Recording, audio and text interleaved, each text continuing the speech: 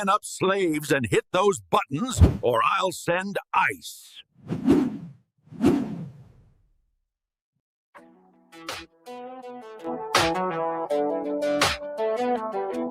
Hold up, grab my soda, cause I told you I'm colder than hell. I ain't buying what you sell, it don't ring my bell. Unless it's got the smell, you know, like grape paint. We ain't talking vapes or the color of drapes, or a gorilla in a cape is the good shit. Just one hit, you so lit, you fall into a bit, non-bit.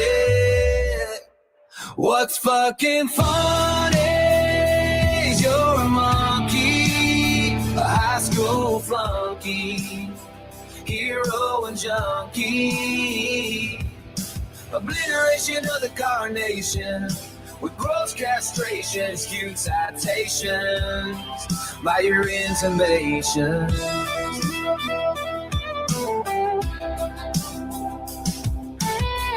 Get real, young man, there's only one stand. You can't stand a suntan, how you gonna live on the land? Obliteration of the carnation with gross castration in skewed citations by your intimations. I'm a truth in rotation, you're a cheap imitation.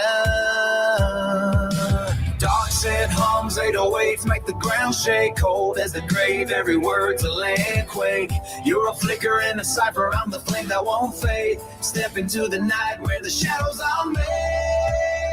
What's fucking funny is you're a monkey, a high school flunky, hero and junkie. I'm gonna click another hit of this good shit, and I'm already it, so take over, it's been non-bit.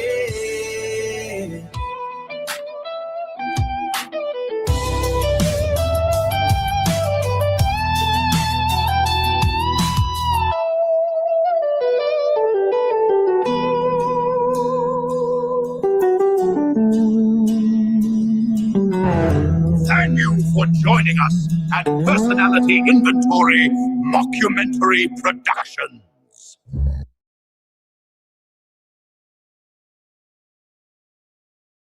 Greetings, everybody. Keith here. Hoping everybody's having a good day, enjoying life, living life, loving life. I remind everybody, hit that like, share, and subscribe button. There is a PayPal button down there for anybody who wants to share some love. And Gregor Love, no, I have not heard of Ryan Dawson. Point me out to where I can find him. I'll look him up, but have not heard of him. In the meantime, today, let me get here. Where is that?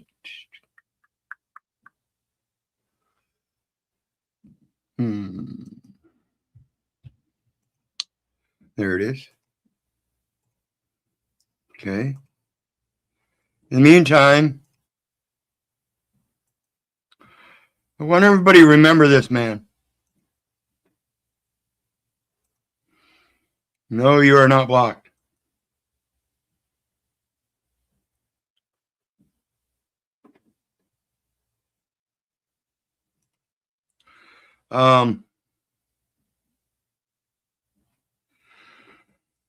I want you guys to remember this guy, not just his image, but his story.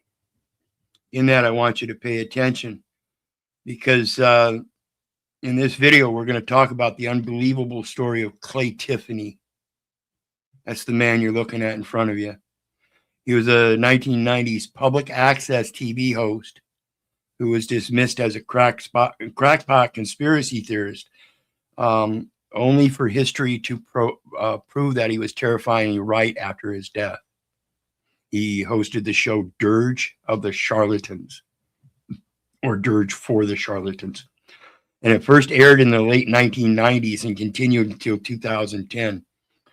Now, the man you see on the screen in front of you, like I said, I want you to remember this man, not just his image, his story, because he tried telling it for a long time and people discredited him for a presumed lack of probability. The probability say, what is that? Well, that is the probability that a man who is to serve and protect would in fact violate and harm those whom they owe the service to? Why would they do the opposite of what they get paid for?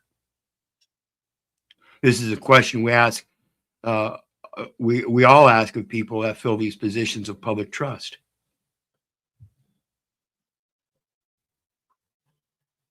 Would they do the opposite of what they're getting paid for in that public service as a matter of trust of the people that put them there? See, we must first trust them, and that is the real problem. When is there enough evidence to show that we should not trust them? I say there is. I just don't think too many people are looking at it. And then what is the resolution to that?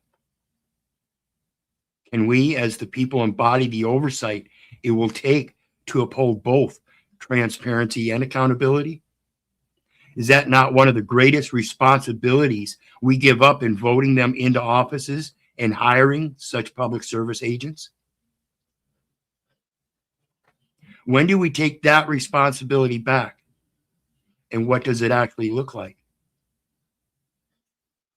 These are serious questions, people, and I remind you again that I pose my position in seeing Americans slowly turning into Hitler's willing executioners. This is a police state, and that is why we must reconsider our positions and capacities in the operations of our governments, not just in America. See, I say this is systemic, and that resounds around the world on the international level. Now back to Clay Tiffany. Throughout the time of his public access productions, Tiffany used his airtime to rant about elite government corruption, money laundering judges, and NYPD officers acting as roving gangs and enforcers for the mob. This is the rhetoric he used. And one of the reasons that people didn't give him credibility, because that's not how public servant trustees are supposed to act. But just because they're not supposed to act that way, what is in fact the probability that they will? See, little did anyone know at the time, but he was placing theories. He was not placing theories, but facts. See, it was firsthand evidence he had been pulling himself, because in 1997, Tiffany was pulled over by an NYPD officer, Nick Tartaglione. Remember that name, folks, Nick Tartaglione, who allegedly threatened him to stop talking about the police on his show. That not only emboldened Tiffany more, but he went tenaciously after Nick Tartaglione. He went on to post the threat that Officer Taglione had issued. And after that, he broadcasted that threat. Tartaglione allegedly arrested him on made-up charges. Tiffany responded by using the Freedom of Information Act to dig up Tartaglione's history of police brutality and excessive force. Tiffany claimed he was hospitalized and brutalized by Tartaglione and other officers multiple times over several years as he continued his tenacious investigation. Because of his relentless focus on Tartaglione, Tiffany lost all credibility, and his show was canceled in 2010. He disappeared from public life, and he eventually died of heart failure in 2015. But just 1 year after Tiffany's death, Nick Tartaglione was arrested for the execution-style murder of 4 men in a drug trafficking scheme. It was revealed that Tiffany was right all along. Tartaglione was indeed mob-connected and corrupt. Absolutely. Absolutely.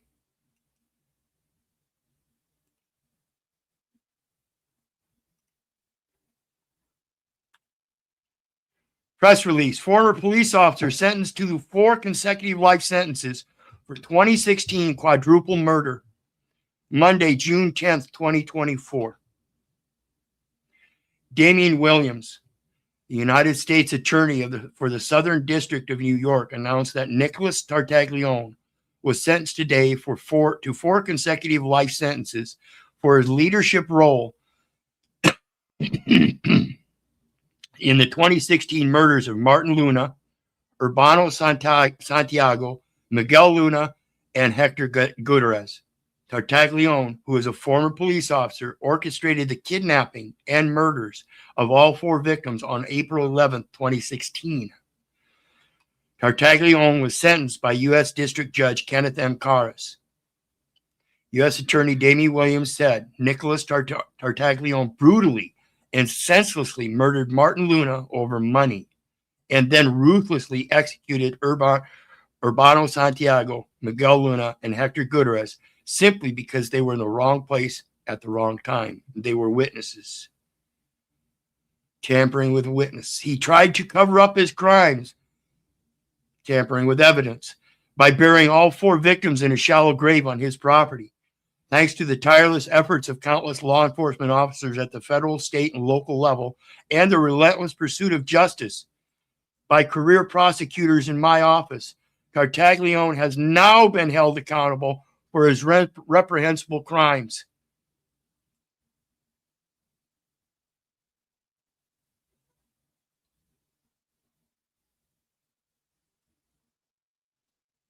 They were being pointed out in 1990, folks. 40 fucking years ago. 35 years ago. Okay? And everybody dismissed him and gave him no credibility because they thought it wasn't probable that people in public service that they put there would do such thing to people. Today's sentence of 4 consecutive life terms justly reflects the pain and suffering each victim underwent at Tartaglione's hands, including Clay Tiffany. I hope that this outcome brings some measure of closure to the victims' families and to their community. See, that's what I talk about in your oversight, folks. That's your responsibility. And in that responsibility, you have to be transparent. So when we're talking about this government transparency,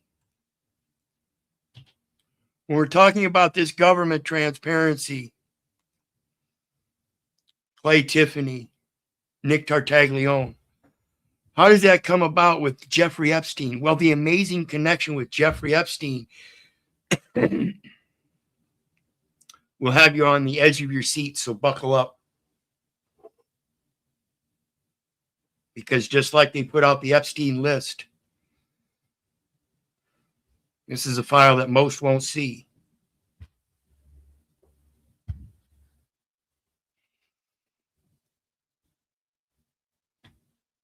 Nick Tartaglione,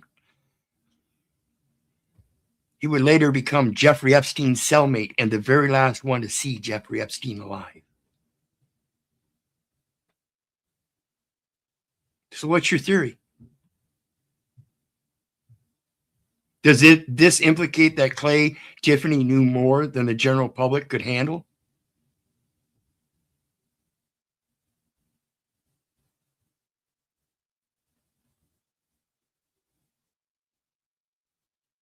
Is that why the police went after him? Because they didn't want that general public knowledge to be tested?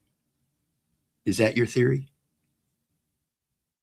What is it that entangles one to get involved in a cover-up? This is the people that co-sign, those other officers that also abused Clay Tiffany. How many people did they abuse?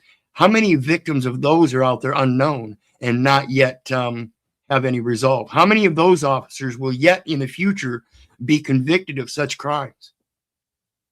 When is it that people will start holding them accountable at the lowest level, like Clay Tiffany was? I give kudos to people like Joe Cool. Damn, man. Blow me.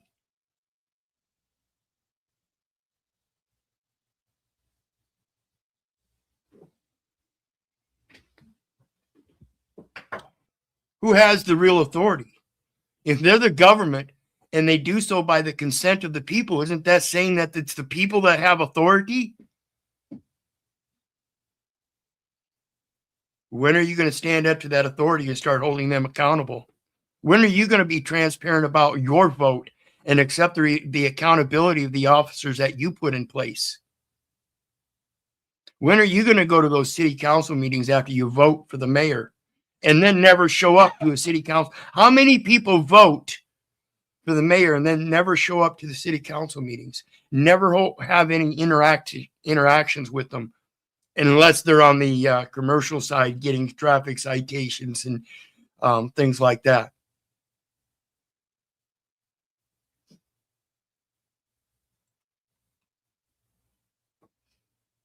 See, the amazing connection is you, not Clay Tiffany, not Nick Taglione, not Jeffrey Epstein, not those trying to cover it up, but you. This shit only happens because good men don't do anything about it. And if those officers and agents are proven reliable in their not being good men, then where are they? What's your theory? By what authority do any man talk me by that name? Talk about me by that name in God's name. What is God's name? See, that's another thing. It says in one verse to say that they were supposed to call him I am forever. And yet the very next verse, it starts saying the gods of your fathers, the God of your fathers. And never mentioned to the people that we're supposed to call him I am forever, except in that one verse. Why is that so overlooked? Why isn't that the imperative? It states it's the imperative. I noticed my views dropped, even though I didn't have very many to begin with. But when I start accusing people of holding themselves responsible and accountable, all of a sudden they don't want to hear about it. Well, that's okay. That's okay.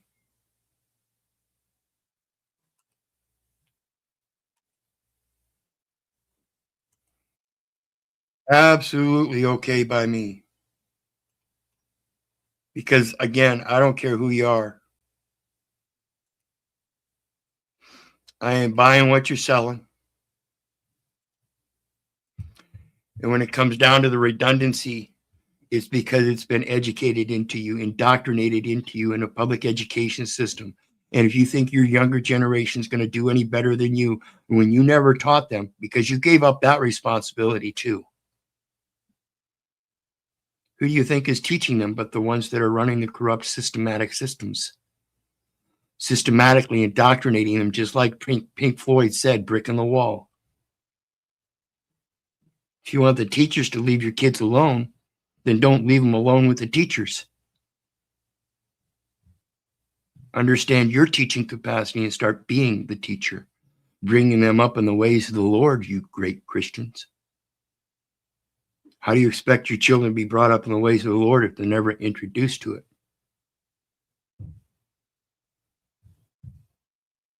And I'm not posing any kind of positivity for Christianity. I'm talking about the message that it sells. See, it's a book of a lot of things: credits, banks, trust.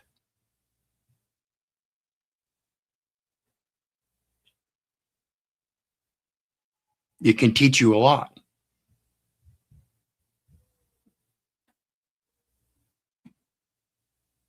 But you're not going to teach others about it if you don't know it yourself. And if you don't know it yourself and you're not teaching it to your children, you send them off to public educations that refuse to allow it in those public centers, where are they going to learn it? The only place they could possibly learn it is from the other side of the tracks, by going through it firsthand and experiencing. And yet they have no resolution because nobody teaches them any side of the tracks.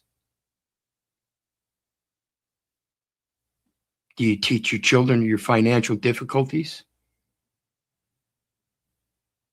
You don't even know about your financial difficulties themselves. You pass that on to an accountant. How many responsibilities are you going to set off to another man instead of knowing them yourself? How many of those people are you going to keep trusting in their corruptness? And I'm not saying it's intentionally corrupt. Most people want to do what's good, but they've been indoctrinated into the redundancy of just doing what you're told. Hitler's willing executioners. And then they're the ones that get thrown under the bus. It's the same thing as back to blue until it happens to you. So the real Epstein file that most won't see is the self-accountability. Does Epstein really matter? No. Does Nick Tagliartino, or whatever his name was, does he matter? No. Does Clay Tiffany matter? Not really. The real matter is the lesson and whether you observe that and can pass it on. This is giving a man a fish, you feed him for a day, or you're teaching the fish, you feed him for a lifetime. Who are you going to hand over the feeding of your children to?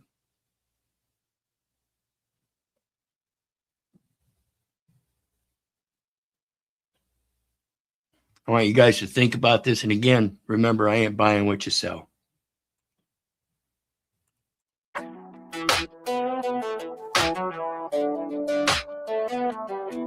Hold up, grab my soda, cause I told you I'm colder than hell. I ain't buying what you sell, it don't ring my bell. Unless it's got the smell, you know, like grape paint. We ain't talking vapes or the color of drapes. Or a gorilla in a cape is the good shit. Just one hit, you so lit, you fall into a bit, non-bit.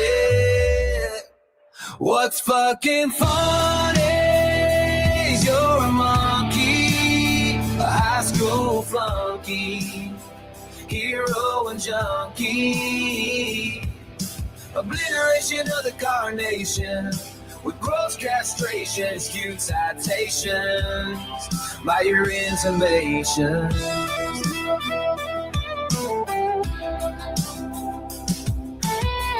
Get real, young man, there's only one stand. You can't stand a suntan, how you gonna live on the land? Obliteration of the carnation, with gross castration, in skewed citations by your intimations. I'm a truth in rotation, you're a cheap imitation.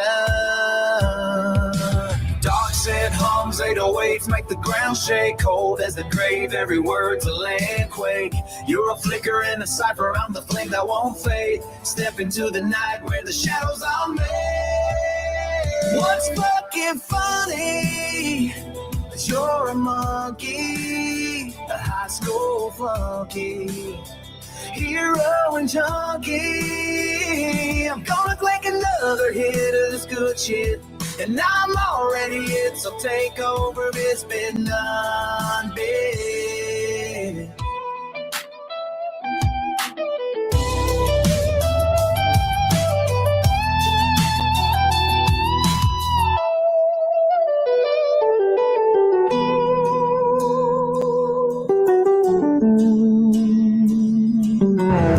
Thank you for joining us at Personality Inventory Mockumentary Productions.